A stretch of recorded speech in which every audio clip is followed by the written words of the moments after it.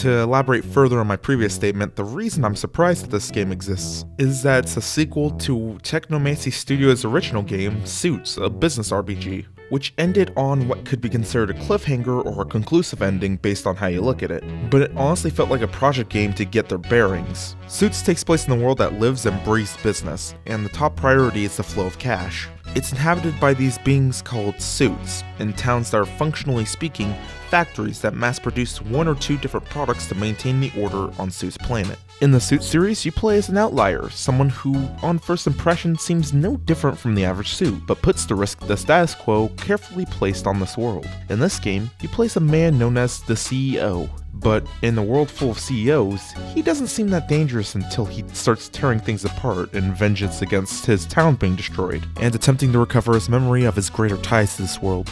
Now that you have an outline of the game's story, we can go over the gameplay in more detail.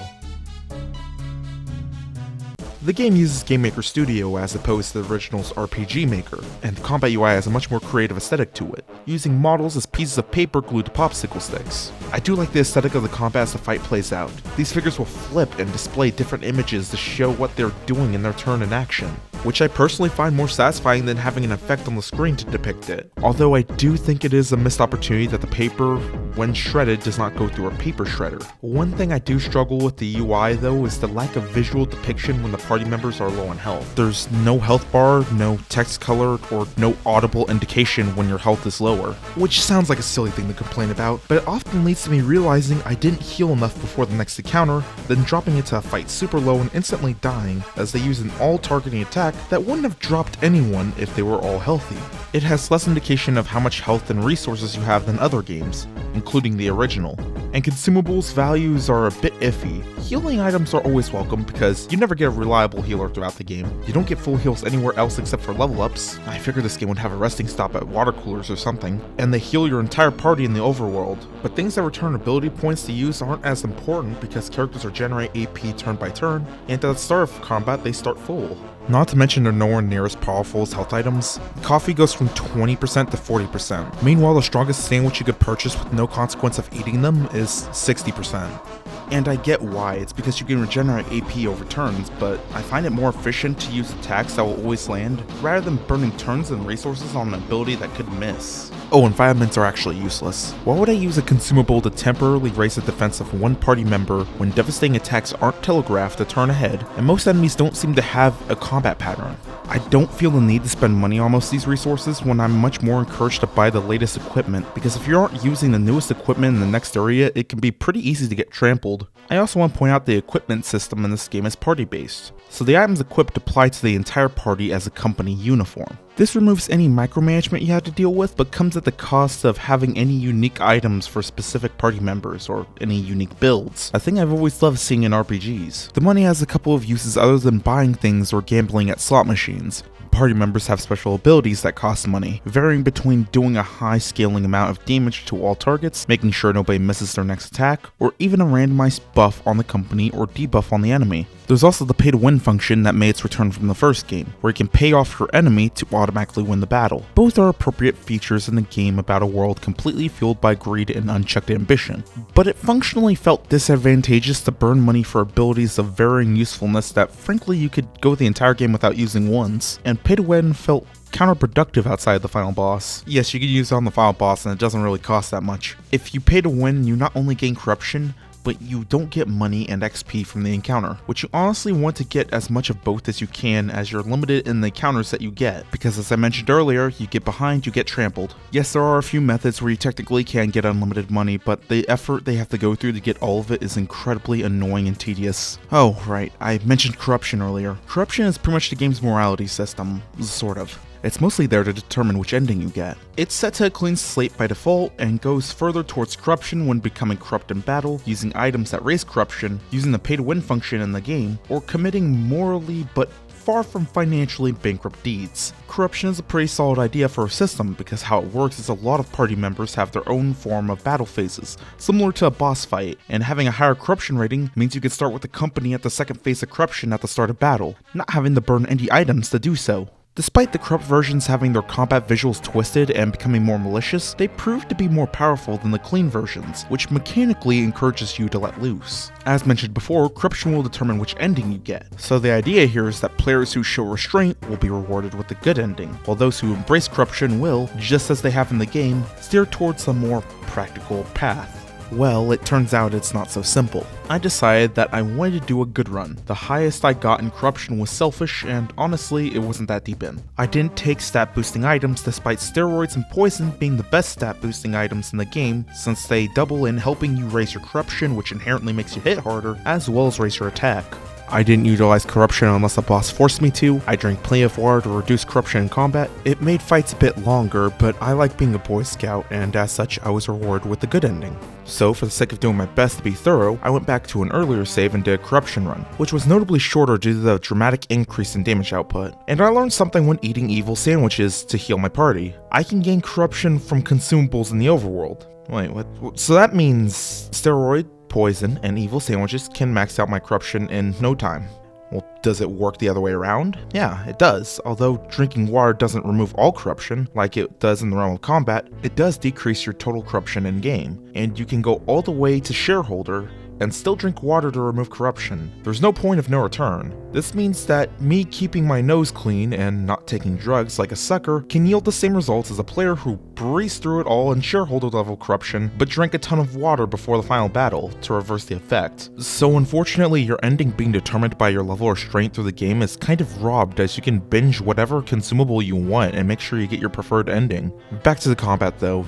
There are 4 party members and they vary drastically in usefulness, so I'm going to go over that a bit. The CEO is the best party member. He not only is your best source of damage throughout the game, he has an ability that deals a solid amount of damage while decreasing the enemy's defense, allowing everyone including himself to deal more damage to the target for the next couple turns. He has a shoot ability that I will admit isn't reliable in the amount of damage it deals, but when it lands, it goes from powerful to devastating. His rage isn't good though. Spending a turn to lower your defense and raise your attack for a bit isn't appealing when you can just kick them to do the damage on the turn and do more damage on the next turn, as well as allow your allies to also deal that damage as mentioned earlier. Jerome is just barely second best to me, almost tied with the guy. He doesn't have a damage output like the CEO, but he has a buff that raises success rate of other party members' abilities, as a 70% chance becomes an 83%. His special allows the party to not miss on their next move, which is very useful for abilities that have a low success rate but won't really benefit from focus group, such as the guy's abilities. But out of all of this, quite possibly the best ability in the game is Staple Down. Staple Down doesn't look promising with its 40% success rate, but when it works, it most certainly is worth it, as it leads to the opponent being stunned for the next turn. Sometimes it'll do this for 2 turns, but the real kicker on this is that when Jerome goes first and staples the opponent down, they're not only stunned for that turn, but stunned for the next turn. And if it was a 2-turn stun, they're stunned for 3 turns. And this works on any enemy, including bosses. You can effectively deny turns to anyone when Jerome is on the screen. Oh, also, he has my man, which isn't realistically useful, but if you're willing to give plenty of shots, there is a sense of hilarity for the one time you may get this off. My man. His primary downside is if you're doing a corruption run, Jerome has no concept of corruption, so he has no use for something as base and malicious as greed when he has his sick throw, but as such he cannot change forms. Fortunately, his two abilities that matter are arguably strong enough that they don't need scaling. Also, the Staple Storm is really weak as it's based off his general damage, which doesn't scale very well. And there's only 3 enemies at any given time, so doing damage to all of them isn't gonna be utilized often anyway. And if you absolutely need to utilize attacking everyone, you'd use the CEO special You're Fired, as the CEO has a ton of damage. But he remains relevant because his abilities don't need to scale to be powerful. The guy is a bit of a wild card in concept and underwhelming in practice.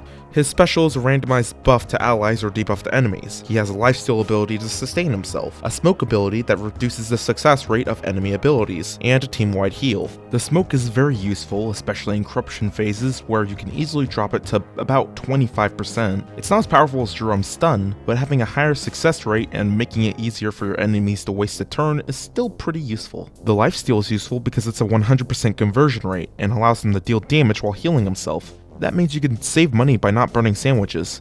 Might be ill-advised as a last resort though, as using a healing item is a priority move. While when the guy uses lifesteal, it's based off his speed rating, so an enemy with a higher speed could easily stop the guy from healing himself and drop him. And also, there's still the chance that you outright fail to use it. But these problems are about to amplify as we talk about his team-wide heal. A team-wide heal is really useful because it means you don't have to burn any resources other than the guy's turn and his AP, rather than burning sandwiches and the turns of everybody to heal the party. The issue arises when, in all honesty, it is almost always a better investment to just use sandwiches than this ability. If you need to use this ability, it means the guy either is not hurt or is not the only one hurt, or else you'd use the lifesteal or maybe burn a sandwich. If 2 or the entire party are low enough to justify the use of this ability, in late game this could very easily mean the downing of 1 or the entire party if you don't get your healing immediately.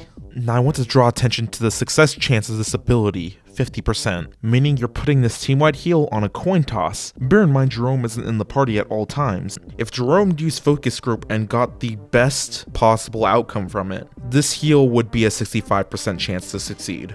Theoretically, in this scenario, you could use Jerome's special to make sure that he can use the heal successfully, but now you're spending money on a special to avoid spending money on resources, and you've already burned Jerome and the guy's turn to do this, meaning the only benefit you get turn-wise is that you didn't burn the CEO's turn to heal everybody. The point is, outside scenarios where you're debuffed in your hit chance, throughout the game you're gonna have a 50% chance of this ability succeeding. Just use sandwiches. And then there's Eve. Eve's biggest strengths are that all of her abilities have a high hit chance, and her special is really useful for making the CEO hit hard.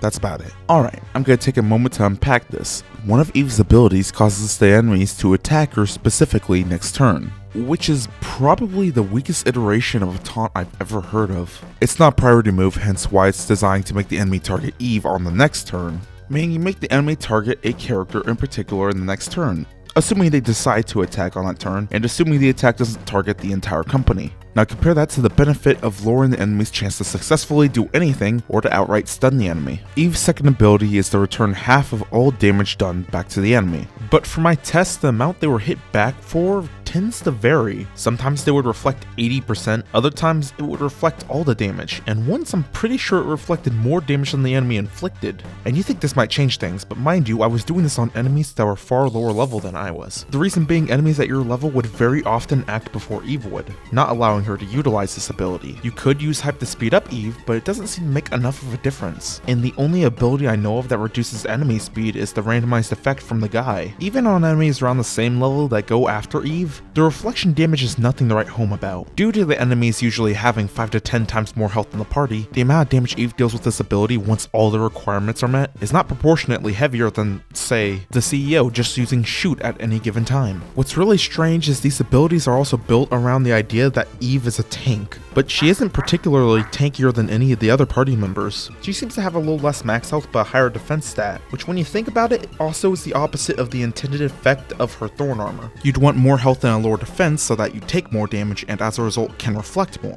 But moving on, the last ability is a poison effect that lasts 3 turns, allowing Eve to deal 3% of the enemy's max health per turn. This means when you proc it, you can dish out 9% of the enemy's max health as damage over the span of 3 turns. and it ends up being pretty useless. Because despite what I said earlier, enemies, even bosses, don't actually have that high of a max health compared to the amount of damage you can deal. I also want to point out the poison can fail, which kinda seems counterproductive because the use of the poison is to have consistent, constant damage on the enemy. You can't stack it, so I don't see the problem with just setting it to 100%, but you could burn turns trying to proc this poison instead of having Eve use consumables or simply attacking, which in every scenario I've been in except the final boss had dealt more damage per round than the poison did without having to worry about missing. I will admit, having poison can be worthwhile on bosses alongside our attacks. Dealing with standard attacks with also the 3% of the boss's max health can do an alright amount of DPR without costing lots of AP, but it doesn't scale with corruption modes or attack buffs, much like the other abilities on our list. And bosses have a tendency of actually having less max health when they change phases, causing the poison to do less damage. So to wrap it up, her abilities are weak in practice, can't be empowered, are dependent on the enemy, and funny enough, despite the abilities she was given, the guy is actually a better tank. So for fun, I listed out some ideas to make the weaker abilities more effective, although they tend to be pretty powerful. You can go ahead and pause and look at them yourself if you want, but before I move on, I want to say these ideas are balanced around the thought process that abilities can miss from time to time, but their power should not be balanced around their hit chance. It's fine for a joke ability to have an extremely low chance but also be an instant win. My man. But I want to emphasize how it's important that these other abilities are reliable as well as powerful, even if that means you have to take some of that power away. Or else you'll have the current scenario where some people will breeze through the game by absolute luck, while the people who want more reliable results will be using the weaker abilities that are consistent. A normal ability shouldn't be balanced in being powerful by having a low success rate because it can lead to a lower dependency on thought and strategy, making your combat kind of boring. A player is more likely to become engaged and committed to an encounter when everything is in their control, whenever whether they win or lose is very much so on them. Trust me when I say I'm going to be going over this in a lot more detail in a future review. But I think that's enough about the gameplay for now. I think it's time to go over the game's story, and I'm not gonna lie, this will be a little messy. Absolute Power takes place with a different protagonist, that being the antagonist from the first game, but considering his past is tied to the first game, and this game's timeline begins immediately after the first game, and the first game's protagonist appears, I think it would be for the best to start at the very beginning. Don't worry, it'll be quick. Suits, a business RPG, takes place on Suits Planet in Suits City, in a world of, well, suits. Every district is designated to mass produce 1 or 2 items. Suits City is primarily in charge of the production of bikes and sandwiches. You play as the guy, the sole survivor of the production of new suits in Cycle 404. And your role in Suits City is one of a very formal salesman/assassin. The guy, after seeing the fruits of his labor, having an old lady convicted for not purchasing their products, stepped outside only to be labeled a criminal himself. Fired from his job and the world chasing after him, the guy and Jerome join forces, and also meet Kid, but he wasn't very useful and he doesn't come back in the second game, so...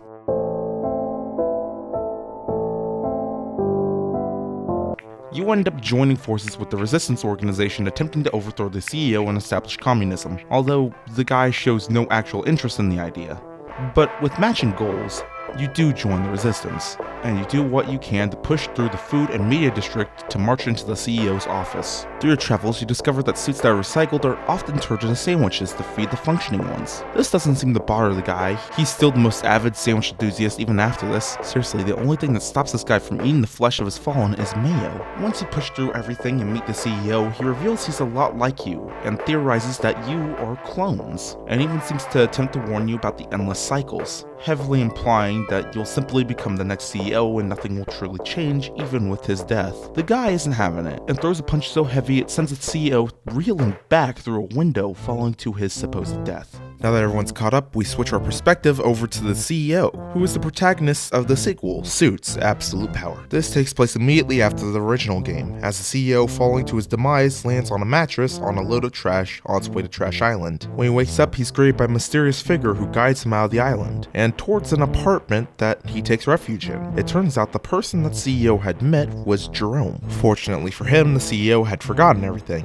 and in a planet of business, knowing he's a CEO will only get him so far when there's thousands of them. While he attempts to regain his memory, the CEO would fill in on Jerome's job as an assassin, as he searches for the origin of his identity. The first target being a man from Stocksford called the Dingo, his actual name being Floyd. On his way to Stocksford via transit, he stopped by an IA agent, only to learn from him him that the shareholders are after him. After defeating him and contacting Jerome about this, he pieces together that the shareholders are the top businessmen on Suit's planet. Together they run the world with the chairman. The CEO must be in really deep to make enemies with them. The CEO searches for his target, hoping to get more context of what's going on. After posing as a recruit wanting to be hired, he manages to fight his way into the building and face the dingo directly. On meeting his assassination target, the CEO recognizes him as the former business partner of his and his oldest friend, but one that is now too far gone to save. On killing the dingo, the CEO vows to make the shareholders pay for what they had done to him and to his friend. Back at the meeting room, the shareholders reveal their fear that the CEO has not been dealt with quick and clean like predicted. This results in a crash in the stock market. The chairman would use the funds that he himself saved up to single-handedly keep business afloat. The shareholder Pretentio was fired for failing his task of taking out the CEO. When the CEO comes back, Jerome pays him for his services, although whoever employs him doesn't usually pay him in cash, as Jerome himself doesn't care much for money. An anomaly in a world like this. He also revealed that he figured out that the CEO is the CEO of Suit City, a town that has had most of the people inside recycled along with it. In the world of business, suits are frequently recycled into something more beneficial, whether it be meat for sandwiches, biomass for more suits, or a twisted parody of their previous selves sent out to be mindless slaves. Now the CEO, fueled by vengeance, is ready for the next assassination target, Charles Tendies, aka VR Man. And he wasn't to go on this mission alone. He'd be working alongside the Guy to assassinate this man. The Guy, as we already know, is a man of remarkably few words, and seems just as determined to stand against the shareholders as the CEO is, and with that they take the boat to Stakistan. Only to learn for them to find their target, they need to reach Tiptopolis, a district designed to be a giant gift shop. To reach this district, they'll require a lottery ticket for each of them. There's a lot of ways the ticket can be obtained, through favors or outright robbery, but once they are, the CEO and the Guy face off with an abomination on the elevator. Once they actually reach Tiptopolis, it's to the greater surprise. As it turns out, they haven't had anyone actually arrive for as long as 239 cycles, according to the CEO bot. After this, they go through the tour of the CEOs of Tiptopolis, where they learn of the history of the CEOs of the city, with CEO Threads and CEO Leader being the only ones missing from the exhibit, one for being the current CEO and the other after disappearing. They determine with investigation inside the town that the man they're looking for is hiding within the smokestacks at the bottom of Tiptopolis, and to get through, they must speak with the underground resistance, and learn they need a drill hat from the museum. And once they steal it, they leap down to the edge of the town using the drill to get through the smokestacks. Well, actually, the Guy gave it an encouraging push. At the bottom, they find themselves in a fortress, only to find shareholder Threads? Not the man they're looking for, but he was aggressive, and they killed him regardless, only to run into VR Man, who states it's strange to see the Guy and the CEO working together for a change, and reveals that he was the one controlling CEO Threads, and goes further in explaining how he is not only Threads, but likely every CEO in Tiptopolis was just another one controlled by him, including the missing CEO Leader. Before he can monologue further, the CEO and the Guy become aggressive and strike him down. It is when VR Man's defeated that he finally reveals that it's the Guy who sent the CEO plummeting to what would have been his death, triggering the memories of that fatal day, and he pieces together exactly what happened. VR Man dies shortly after, but the CEO makes it clear that he, the Guy, and Jerome are going to have a talk back at the apartment. Back at the meeting room, the chairman reveals that they lost connection with VR Man and all his personas. The shareholders begin to panic, wondering who will be next. The chairman orders the shareholders to route the resources to monitoring this terrorist, as well as jumpstarting the Project Big Buy. What this project entails is yet to be discovered, but it's very clear they're on a rush to secure it. Meanwhile, at the apartment, the CEO confronts Jerome on his recent discovery. He doesn't much appreciate being lied to or used. Jerome tries to pay him back with answers, far more than the CEO could have imagined getting. As it turns out, Jerome was around before Suits existed. He and a partner of his dealt with communications. They got a message from an otherworldly being, and this partner sent a message directly. That's all he could remember, ever since he laid low and sold office supplies until he got a message from a fax machine, a piece of paper with his name on it. Rather impressive, especially considering that it was never plugged in. Still isn't, actually. Even stranger was that the number of the sender were coordinates outside of the planet. Jerome was given a contract to recover the CEO of Suit City, alive. He tells the CEO that, like himself, he is the person looking for answers, who knows that there are parts of their memory that have been deliberately omitted. He also explains that the guy is just some pure of heart suit, and even he doesn't understand why he did what he did or what he does now. But Jerome has come to the conclusion that his old partner is the chairman of Suit's planet, the leader of the world of business. The last nugget of information Jerome shares is that using Floyd's ID, he learned that the chairman and the CEO share DNA, similar to a father and son. With that bombshell dropped, Jerome gave them their latest target, Kyle Beanstein, a man who had gone through mental deterioration over the cycles. When Jerome asks if he's in, the CEO agrees, as they still have an enemy in common. Once they take a helicopter to Venus, they found the surface to be in a travel alert due to a bean shortage and a civil war between Ottawa and Moldova. A few that surfaced because a suit with cold coffee bumped into one with hot coffee and spilled some into his cup, making a painfully lukewarm beverage. The CEO gets to decide whether to join the citizens of Moldova or Ottawa to fight the opposing faction. Moldova will want you to sabotage Ottawa tech and prep a bomb to be launched into the enemy's home, while Ottawa wants you to also sabotage Moldova's tech, but they sent you to defuse the bomb they're intending to catapult to Ottawa. Well, either way, the bomb malfunctions and goes off, destroying the surface of Venus and leaving the company lying on the bottom of a strange pit. After regrouping and figuring out where they are, Jerome discovers his ability to hear the calls of the plants, who are all calling his name, warning him of centuries of enslavement the plants have experienced, attempting to tap into the memory of how things were before the suits, and telling him that he needs to save someone who is currently being twisted by the Bean Lord as they speak. They fight their way through plants, the ghosts of what used to be women, and soon together meet people who manage the gardens and coffee. These ghosts echo out through the past, and you even see the spirit of Beanstein's daughter before arriving to Beanstein's main laboratory. He begins to lament on how the demand for coffee beans has become too great, but he also seems to have a personal project that has been taking priority over this. What it is not revealed until you defeat Dr. Beanstein, only to see that he was attempting to bring back his daughter Evelyn, who before he could complete addressing her by name, killed him. Reports of Venus's destruction spread quickly, now leading to the undeniable shortage of coffee. Stocks are at an all-time low. The shareholders now felt far more justified in their panic. The chairman made a public statement, also introducing a new shareholder, Pan Peter, who likely was brought in to replace Pretentio and serve as a yes man. While this was all going on, shareholder Bulby was more than willing to show his distaste towards the recent events. The loss of coffee meaning an all-time low to the precious energy he needed. Also, Thinkus brought up that there's been a surge of man-eating plants, just might be something to look into. But Bulby continued his tangent of how the world is falling apart and how everything was too fragile, and the chairman demonstrated how fragile Bulby actually was by shooting him on the spot. The chairman regained control over the room and began asserting that they will solve the problem like any other. Caffeine vaccines are released to the priority cities, and apparently, said caffeine vaccines makes them capable, happy even, to work overtime. Then he ordered Reesicles Jr. to contact his father, and that he will be juiced up on poison to prepare for the next mass recycling, leading to the removal of inefficient cities. It appears that they've gathered their resources and will be focusing their output on a select few cities. Whatever they intend, this is definitely not a long-term solution. And to build confidence among the shareholders, the chairman informs them that he has an alien artifact called the Omnis, and whatever it is has an energy they are yet to understand, but once they do, you can bet they will harness it. Returning to the apartment, the group talked about whether it was the right choice to leave the plant be, the CEO arguing it was too dangerous to face, it was best to leave it on a dead piece of land.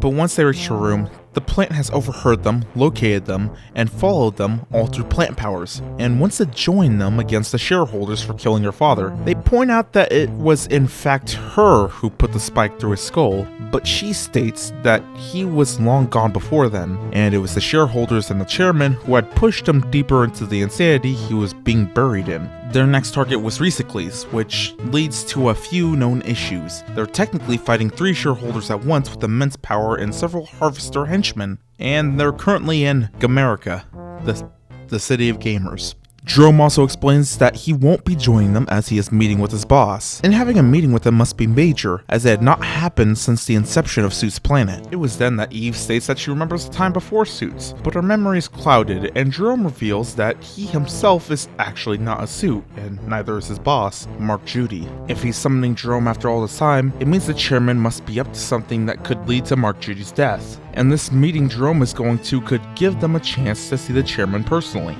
In the meantime, the CEO, the guy, and Eve took Jerome's car to Gamerica, only to find that it had been replaced with a city of lube. To enter the town, the CEO needs to drink from a puddle of lube, and in doing so, has a vision of the past, speaking to the network and attempting to figure out what the Omnis is. The chairman confronts him on the search, but it's the CEO who begins asking questions. The cycles have been becoming more frequent, and it doesn't speak positively of the future of his city. The chairman begins to worry he left too much of his own impression with the amount of initiative and freedom the CEO has, but leaves him be. When he awakens, they begin to investigate the strange town that used to be Gamerica, but in their search, they were arrested. The guards giving an incredibly weak reason. It was obvious they wanted an excuse to arrest them and put them in the arena, which, knowing the potential of this company, they achieve just fine. Once they defeat the opponent, they reach the top of Lube City to find King Lube, who had proclaimed them dry. After defeating King Lube, they found the secrets behind the city. Replayability was still here, recycling the remainder of Gamerica. The company goes through Gamerica, rounding up the locals and rallying them together, and yes, getting the gamers to rise up. That's it. I'm about to have a heated gamer moment. They honestly don't do a very good job at it. Despite this, they get the opening they need to face Replayability and defeat him. Back in the meeting room, the shareholders focus on their business despite Replayability's death, and Junior becomes outraged that he isn't even honored with a moment of silence, despite his perfect record. The chairman corrected him. He had a 99% perfect record. Not recycling the CEO of Suit City was his mistake, and it's only appropriate that he is killed by it. And he stated that he was lucky that he doesn't get rid of Replayability Jr. since he has outlived his usefulness. It turns out that they were very close on the breakthrough of figuring out what is in the Omnis, and this would be the solution to the problem as the CEO. Profits being at an all-time high and had stopped climbing, it seemed that the only reasonable option now was the stars. When the company returns, they find the apartment a wreck and Jerome is nowhere to be seen. It seemed IA agents had searched the place and caught him by surprise, and they don't know what to do now. But as they try to find a sense of direction, they notice that the damaged fax machine was still capable of printing out the next contract.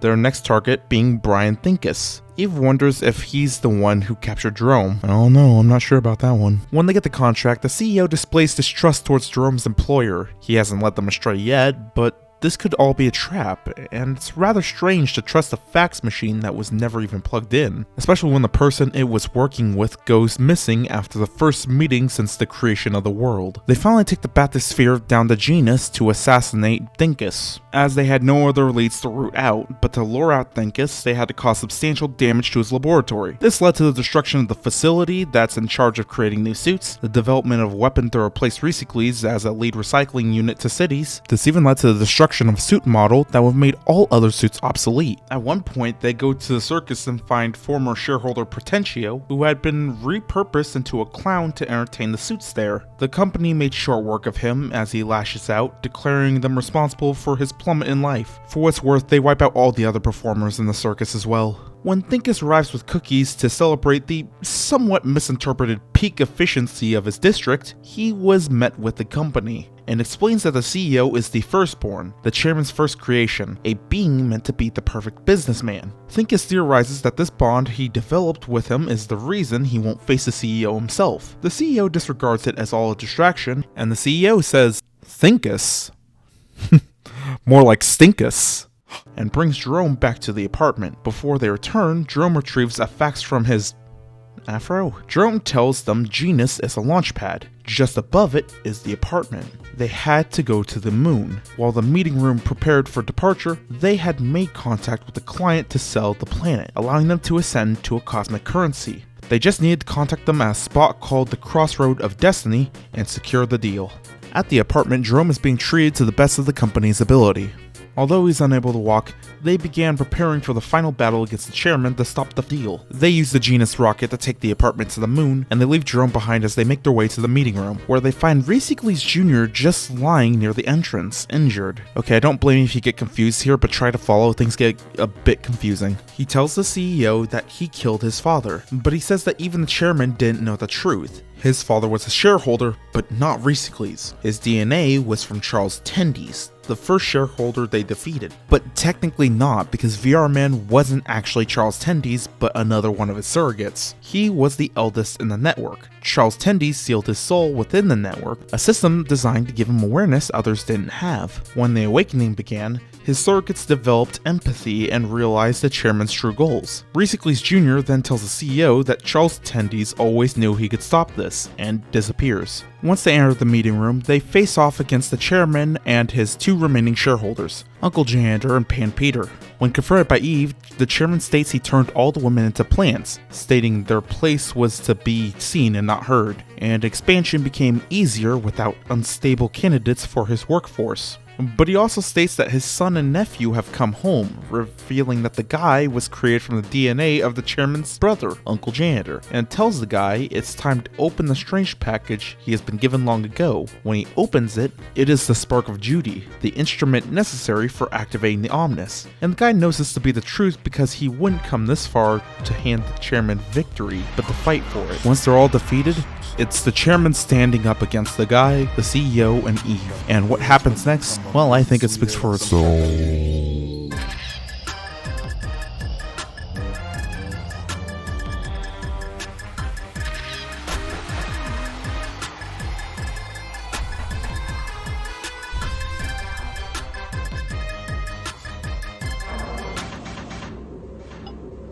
They chase the chairman deeper into his HQ to find Mark Judy. Jerome confronts Chairman Thel on taking his life, family, and world from him to make a planet of business. But Thel's not too keen on taking the credit for all the suffering occurring when Jerome and the guy attempted to kill the CEO to begin with, and states it was the guy's disruption that made it necessary to recycle Suit City to begin with. He then reminisces on the days together in the second expansion, raising efficiency in business, producing implants to bring peak performance, even going as far as saying that it was the CEO's idea to recycle useless organic matter to things more suitable.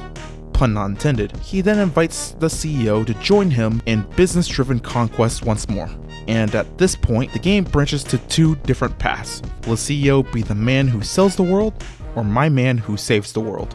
In the corrupt ending, the CEO confronts the company in the fact that they were enemies in the beginning, destroying his empire and sending him to a near-death experience only to use him afterwards. And they have the nerve to preach to him about selflessness. The CEO knows better than to turn down a good deal, and he knows there's no life for him in a world with no suits. But it turns out Jerome had a card up his sleeve. He was carrying the Eye of Omnis in his throat the entire time, and uses it to gain a second win. It turns out it's not effective enough against Thel or the CEO though, and once they're all dead, the CEO finishes the deal. The otherworldly being consumes their world. They use the galactic currency to ensure that there will never again be an unstable suit, only efficient businessmen. And they build a suit fleet together where they're now free to expand across the galaxy. In the clean ending, the CEO rejects Thel's cycle of greed and ambition for the sole purpose of having more. He's seen what more powerful suits become, and it's not something to aspire to be. No. Instead, even in his last moments, he won't sit in a meeting room with the chairman as a suit, but stand as a man with his company. My man. Thel doesn't take this reaction well, and uses the power collected to ascend to his Archangel form. Once they defeat him, they set Mark Judy free from this world.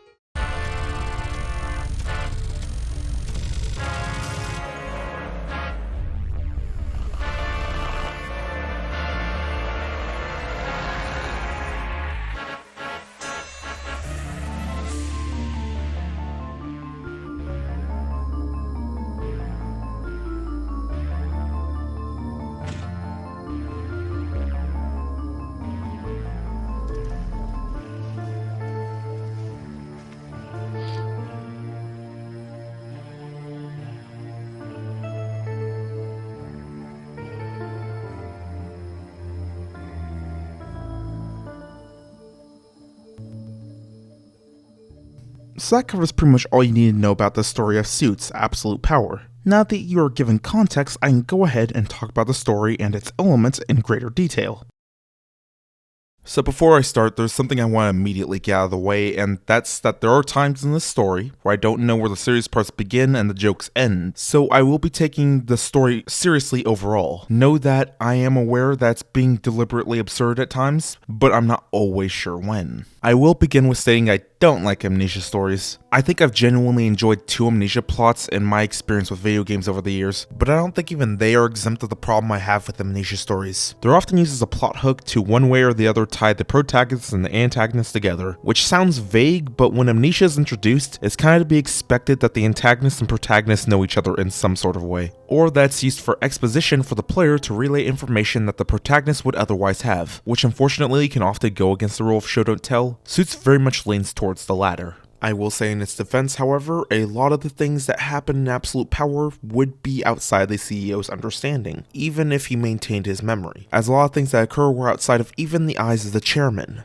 In Suits, we already know who the CEO is. We know what happened to Suit City, and if you haven't played through the previous game, they don't hide it for very long. The amnesia is used for the purpose of world building, and to conceal things he would know being tied to the chairman. But they don't keep his personal ties to Thel as a major plot twist. They tell you that fairly early as well. None of this is done for a shocking revelation. You know generally what's going on and what you're getting into. The only things really being hidden is how much the CEO actually had done in his early years, and Thel's full plan. Fortunately, with Jerome there, they still gain a lot of context of the past. Yes, it's still amnesia plot convenience, but I don't feel it's as egregious as other scenarios. Also, whether you consider it good or bad, I don't think there's a point in the plot where something major could have been avoided if the CEO remembered his full history. You could argue he wouldn't have helped Jerome and the guy, but with them all being on the same boat, one of which who had him nearly assassinated to begin with, that friendship could certainly still bloom. One thing that I noticed was the inconsistencies between the original game and the sequel. You could tell in Absolute Power that there's been adjustments to the original lore. For example, it's stated that cycle 2221st Suit City was recycled for poor efficiency, even though it's established Suit City was recycled almost immediately after the CEO's supposed death, which was around cycle 404. The cycle where the guy had arrived. It's also stated that Floyd turned into the Dingo, the CEO's first assassination target, but Floyd was killed by the guy and reduced to ash before Suit City was even liquidated.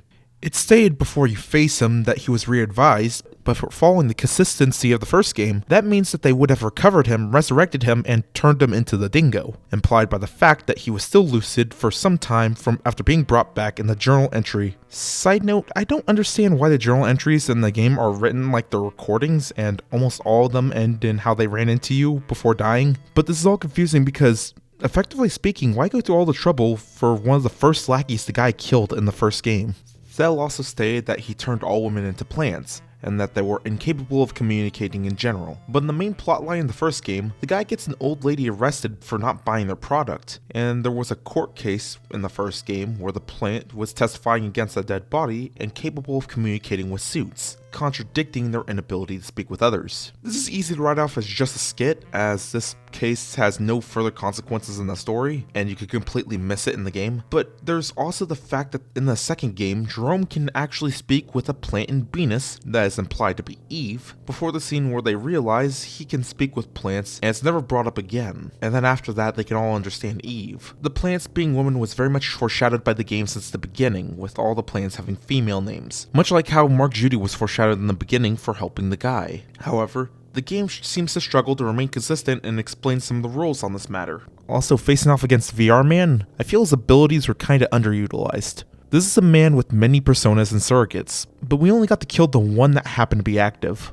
I had a few confusions with Venus, and that's despite the conflict seemingly being unreasonable from both ends. Cordova is clearly more hostile and extreme than Ottawa, as they bomb their giant mug, kill the world's hottest man, and attempt to catapult a bomb over their border to turn Ottawa into a smoldering heap. Meanwhile, Ottawa does kill their equivalent, but they work on developing a device to defuse the bomb Cordova was intending to launch. This was clearly done so the bomb would be detonated by mistake no matter which side you pick, but Ottawa seems far more on the defensive, and I felt more inclined to help them despite Cold Coffee being objectively better in the game. While I'm on this though, that conflict, as well as similar ones like the area with the press obsessed with finding the truth they know nothing about, and a conflict over pencils versus pens, and many more examples, I do find myself somewhat intrigued by how it seems inherent to suit design to focus on conflict of smaller scale. They're incapable or unwilling to look further beyond a very small sect of the problem and seem to fixate on solving that, as if they're designed for small picture thinking so that even the rebellious and rampant suits, typically can't cause too much damage, with a few exceptions of course. And even those exceptions come from not dealing with the problem quick enough. But it was a consistent theme with these creatures that really goes to show even outside of Suit City, the average suit has a tendency of either being too selfish or too narrow-minded to cause any problems for the shareholders, and this was very much deliberate. Okay, so let's get this over with. The thing that Technomancy Studios has me unironically say, what are they intending to do with all this lube? I know it sounds like a joke, but I'm genuine when I ask this. And the reason I ask this is because this is around the point of the story where they are overclocking everything. Profits and efficiency have taken priority over the longevity of this planet. So what does this lube provide to Suit's planet, or the project? We don't see any of the such used in our districts, and the people who don't praise the lube in the city point out it actually is detrimental because they are lobotomized with lube, making them more difficult to work with, and they're too slippery to properly unpack things. This probably also makes carrying things more difficult as well. So what can they do? You may be wondering why I'm harping on this so much, but I want to remind anyone who forgot or didn't know that Suits was originally inspired by Off, and Off had zones where these creatures called Elson would produce a few products en masse. Although it was bizarre as they would mass produce things such as meat and plastic, it was explained why each of these elements were essential for the world running. Due to the laws of their world, these things were proven to be essential and made these zones ideal for the world to keep running. And in the original Suits, Suit City specialized in the production of bikes and sandwiches. Unfortunately, we don't see the bikes in use, but we can understand the convenience they have in being a cheap form of transportation and delivery. And sandwiches are an effective mean of feeding the suits on a tight budget and also recycle less useful employees to fuel more efficient ones. We don't have any of that practicality with lube. Or it's at least not explained. I can make an argument for Gamerica being more profitable as the gamers seem to be far more forgiving of predatory business practices. But even if the loop's explained by it being used as a form of snack and or it's used to oil up machines, they said themselves they're already producing so much that they have no clue what they would do with it. And the district was just built and isn't even complete. This is by definition an inefficient and non-essential district that they are building, and goes against the chairman's plan. A suitable alternative, I think, would be a city that mass produces the coffee vaccines mentioned earlier, or coffee patches, things that raise Suit's efficiency. But as they travel through the town, they come to realize it tears Suits apart as time goes on as a side effect. It's dangerous to make, and it being produced on a level and intensity, it becomes toxic for any suit in the facility. This would serve as a narrative that the chairman has become desperate to rush whatever he's working on, and further steal the resolve of the company to stop him. It'll even better hint towards whatever he's up to. He no longer needs his planet, as he makes clear. I don't have much to comment on involving Genus, but this might be the perfect time to bring up a little detail I admire in this game, and that's that the shareholders that are sent to assassinate do not match what they look like in their contract when seen in person. But other than that, Genus gave explanations of what happened to Pretentio, how they intended to replace Resicles, and overall a wealth of answers to questions made earlier, something I can't say about the next part. The reveal of Charles Tendies with Resicles Jr. came out of left field with no foreshadowing I could find other than they never actually saw a picture of him. The explanation was so confusing I needed to go over it multiple times to even realize what it all meant, and when I figured it out, it only raised even more questions. Resicles Jr. mentions an awakening where Charles developed an awareness the chairman didn't want from him. When was this awakening? Because if it was before VR Man was trying to have their only hope assassinated, that was an oversight. If this assassination was to kickstart the events of the game and was part of his plan, how on earth did he know the guy wouldn't actually kill him when he fully intended to? So an editor's note of things that came out while I was making this video, a Suits comic series was actually made to continue off the story and to explain what happened between the first game and the second game. So from what came out while I was making this video, Charles Tendies had a surrogate of VR Man, and VR Man had actually been acting as a revolutionary leader from the first game, and that's why the pedestal of CEO leader was empty. So we can piece together that by proxy, Charles Tendy wanted the CEO alive to assist overthrowing Chairman Thel, hence the revolution he was building. Well, the revolution Charles Tendy intended. We don't know what he actually intended in the end goal, but we can assume it wasn't something benevolent by the false identity he made for himself. The fact that Tendies is the father of both VR Man and Resicles Jr. means that he was puppeteering Resicles himself by extension, and when things got complicated thanks to the guy's actions, he didn't seem to be interested in trying to help them anymore. They did instigate the violence on VR Man, but only after he revealed he was puppeteering one and trying to assassinate the other, without explaining that he didn't intend to kill him. If I'm understanding this correctly, Charles Tendies would have had influence, indirectly or not, over the actions of 3 descendants of the strongest men in Suits Planet, and a shareholder of his own to boot. The comic might give more context of why VR Man didn't simply try to continue to get them on his side before they broke down his door, but I'm not gonna wait until then. This is supposed to be a review of the game, after all.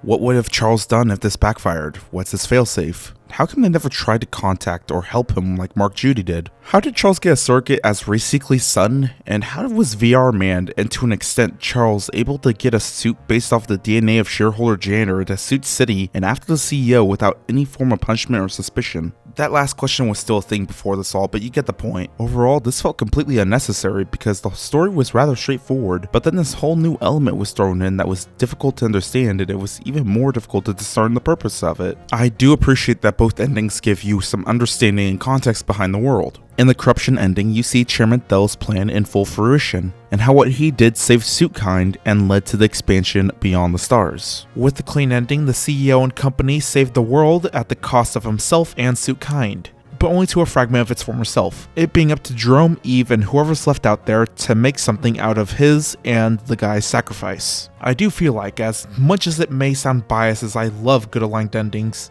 the game sort of expects you to take this ending, and this was before the comic they made in the aftermath pretty much confirming it. Also, I wish more games would do stuff like this. The only other time I've seen something like this is in Nefarious. This is despite my talk about the game being balanced around a corrupt run, as it should be, as it makes sure that doing the right thing is impractical but not impossible. The reason I think this run is intended is because the CEO behaves with the same sense of developed empathy, compassion, and humanity no matter where his corruption meter is at the time. The only behavior that actually changes is his actions at the very end. I also find it kind of weird that in combat the guy and Eve can become corrupt, but they are firmly against the chairman in both endings, even though the only person who is incorruptible is Jerome. It's not the worst thing, the guy was seemingly designed to be opposed to the rule of the corporations, and Eve has an innate disdain towards the shareholders for what they did to her father. It was just weird that the mechanic was not just kept to the CEO alone, when this was the case. Not the worst story I've reviewed here, honestly. I think it has a lot of clever details along with the confusing bits and some things that were outright unnecessary. I like the world building of Suits Planet. I think it's overall better for a story like this to remain simple and only drop the surface level information and let the player piece together the rest through implications, which is something I think they've done very well when you're walking through the chairman's twisted wonderland.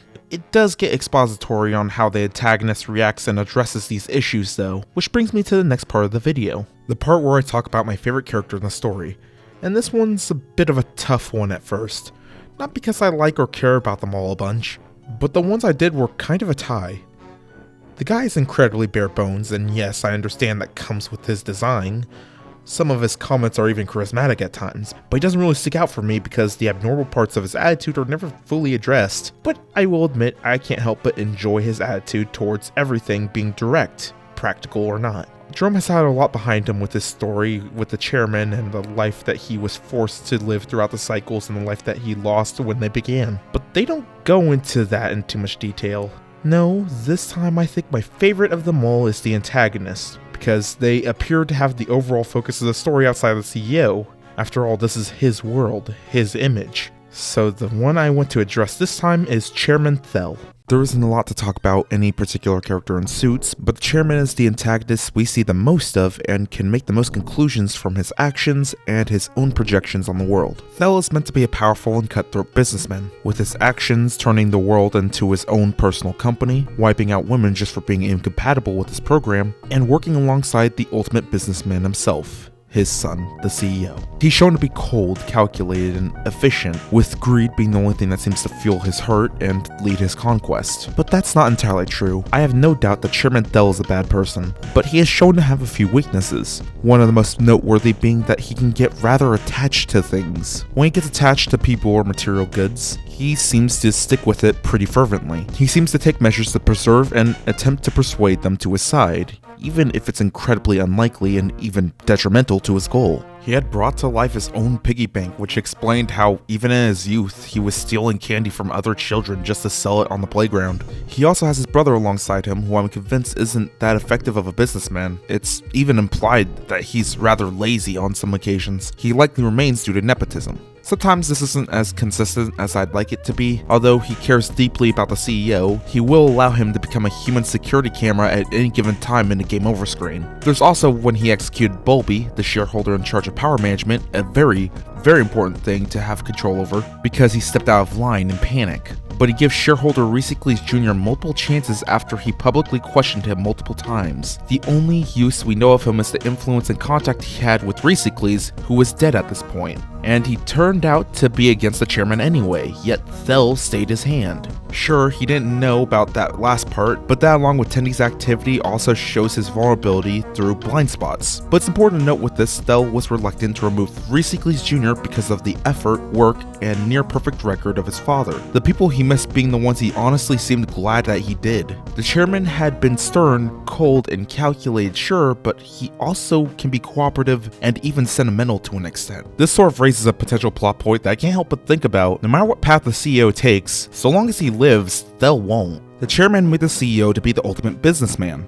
He was remorseless and incredibly cruel for his profits. He was the one responsible for the more immoral programs to help with production. Whether Thel cares to admit it or not, the CEO, at least at the time, was much more dismissive of life than he is. So in the canonical ending, the flaw of developing attachments bloomed into a new CEO that was capable of regret and caring about those close to him, much like Thel had. He always said he worried he put too much of himself in the CEO. But even if the CEO doesn't face Thel today, if he embraces his old ways and makes the galactic sale, joining Chairman Thel, it's only a matter of time before he begins to grow in his power, to use his experience to work on greater things. Despite his fears of putting too much of himself in the CEO, funny enough, he might not have put enough of himself in there. His lack of humanity if he returns to the mantle of ultimate businessman makes him a direct threat to the chairman. It would only be a matter of time before the CEO's free thinking made him impossible to control, and Thel, being sentimental at the wrong times, would hesitate to expunge his son, a level of hesitation that his creation would act without. And he wouldn't know until it's too late. But I think that's enough about the chairman for now. I'll be getting back to him in the next subject anyway, which is the art and music. I think this might be the strongest part of the game overall. In the previous Suits game, that was also sort of a strength it had. I noticed they decided to keep the trumpet as a staple for the Suits soundtrack, a thing that became popular for the songs among its players with its classic Pain Station, which with its black and white imagery did a great job depicting the monotony of a white-collar job but offset an incredibly boring setting with the bizarre imagery of the world. The music has raised its tempo this time around. The variety in the music may seem pretty low, as the majority of the music can be summarized as lay down a beat and there better be a trumpet in there. But despite this, I think they covered a variety of music with this formula. I wouldn't call Fish God Prime what is playing now, and Count Suck what is playing now more or less the same, for example. Another thing I really appreciate is that not only a ton of enemies get their own combat themes, but the ones that can become corrupt during battle actually have their song change as to match the new increase of danger and intensity. I also like the variety in the corruption system, showing that some suits are much more twisted and fearsome when they are cornered. It was an idea lightly touched on in the first game, but they didn't get much of a focus.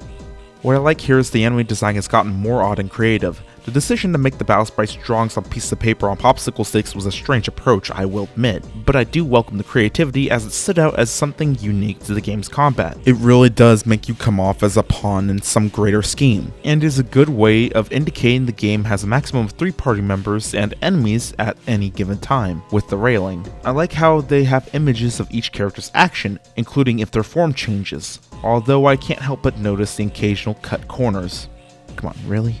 It was a bit lazy to do that, but the art is far from incompetent. You've seen the anime cutscenes, I myself enjoyed them greatly, and there is one last thing I want to cover which, once again, will involve spoilers. So if you don't want that, skip to the replayability/postgame. So, in the good ending, Chairman Thel stands alone and ascends to Archangel. This is one of my favorite forms of final boss, and yeah, it is for trivial reasons. Trivial, but very clever. This is the first time we see an animated background in the game. The first time we see an enemy with full motion. The first time we see them pose and swing with full movement as opposed to the flipping images. We even see his attacks directly firing at the company you're playing as, who as opposed are still images on a popsicle stick. It gives a sense that the enemy in front of you is stronger than those you faced previously. He's above the rules of the world you're accustomed to. He is beyond any one of you. This is a great job in not only establishing this boss as a greater threat, It narratively fits that with all this power, Archangel Thales becomes something beyond the laws of this universe in a twisted way. The only qualm I had with this fight is that you can pay to win to instantly beat him, which makes no sense since he's trying to expand beyond the currency you're trying to pay him off, and also you couldn't do that at the final boss of the first game, may I add. But I think that's enough about the aesthetic of the game. I'm gonna go ahead and go over the replayability and post-game. I understand that there are some games that just aren't designed for a post-game or replay value in mind, and in some cases if they had done so, it would have had a detrimental effect on the narrative. This is not one of those cases, at least not entirely. I almost completely forgot to include this segment in the review, which should tell you all you need to know, but I will go over in detail the missing potential. The way Suits ends, I don't see any potential for a post-game, but with the corruption system, there was absolutely room for replay value, and you could have that in the form of locations and encounters that are locked away between the two paths. To be fair, there are certain areas you can't reach unless you take steroids to break a block. But no matter what level your corruption is, you'd be able to do this. I do want to emphasize that your corruption rating doesn't affect how the CEO behaves throughout the game, which wouldn't be a big deal, but he's depicted as changing for the better, as if the player had made this decision. Because of this, it's a very much one and done type of game. The hidden content isn't really worth the effort to go back for. A lot of it doesn't add too much context you wouldn't really get through the main story journal entries. The Oculus were a pretty alright encounter for a secret boss set. They all had their own unique songs, and if you defeat them all, you get to face the final secret boss. It gives you nothing more than XP and money and an achievement, which is okay. It's underwhelming, sure, but I rate optional bosses, especially secret bosses, on 3 things. How difficult it is to get to the boss, how difficult the battle is, and how useful / powerful is the reward. The higher the first 2 are, the higher the third one should be, and honestly, it was a bit tough finding all 3 Aguilas, it wasn't difficult to fight, and the reward was okay. Getting more XP and money in Suits is nothing to sneeze at. You have a limited number of encounters, so more room for an extra level or buying the latest equipment could be a lifesaver. So I guess it was a mediocre optional boss. Mind you, this isn't gospel, this doesn't even include the fun factor of the first 2 questions. 2 bosses can be equally difficult to get to, but one could be infinitely more fun of a journey, for example. But I think that's enough of that for now. It's time to go over the final verdict. So Suits has a pretty UI that struggles in the informative department, some odd forms of balance for its combat, not to mention steamrolling you if you're not using the correct equipment, but also a very weak replay value, and a story I would call alright. It might be weird to hear that I would actually recommend this game at full price. What offsets the weak points, you may ask, is the presentation and price. Suits has a fantastic art style, a unique battle screen, a huge soundtrack for its size, variety in enemy design, cutscenes that tell everything without a word being said, and although not all the jokes landed for me, I felt endeared towards a lot of the humor, and even seeing a joke or 2 return from the first game. The game will also last for a solid 10 to 20 hours if you comb through it, and I really can't say I regret that in a $5 game. Let me remind you, you can get the first game, current game, and soundtrack for less than $10, $5 during a sale, and seeing how drastically they had improved, I hadn't looked into their other games, but I'm willing to see what Technomancy Studios cooks up next time. I'm willing to see them improve. If you're a fan of the first game and are expecting a better version of that, you're definitely not going to be disappointed in that department. If you want a game with abstract enemy design, a ton of lowbrow humor, and some stuff under the surface that can add more to the game, then this might be a good pick for you. It won't go as deep as, say, Jimmy and the Pulsating Mass, and the combat can be iffy at times, but with the soundtrack and the enemies, it didn't become a slog at any point. That, along with the price, I think I'd call Suits Absolute Power a low-risk investment. With everything out of the way, I hope you all have a good day and be safe.